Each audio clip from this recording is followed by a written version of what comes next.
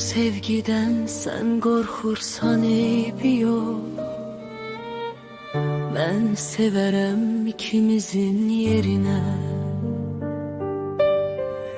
Bu eşq üçün bir gün dara çəksələr, mən gedərəm ikimizin yerinə.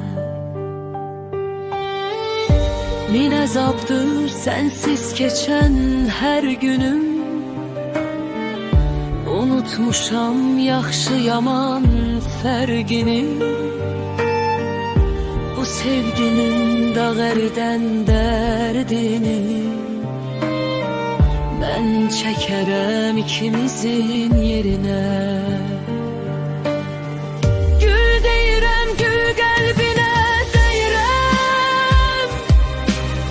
Mən sənin üçün Tanrı yazan şeirəm. Dodaqları inciməsin deyirəm. Mən öpərəm ikimizin yerinə. Gül deyirəm, gül qəlbinə deyirəm. Mən sənin üçün Tanrı yazan şeirəm.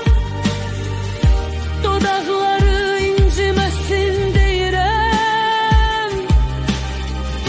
Mən öpərəm ikimizin yerinə.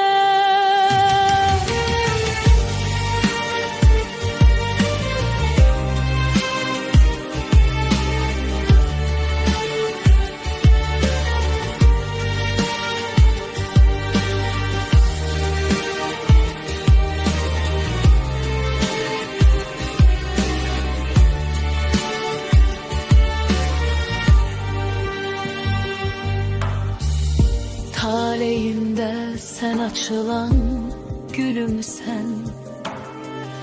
Süzüb qara gözlərini gülümsə.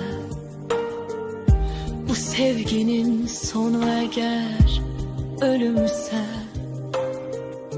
mən ölərəm ikimizin yerinə.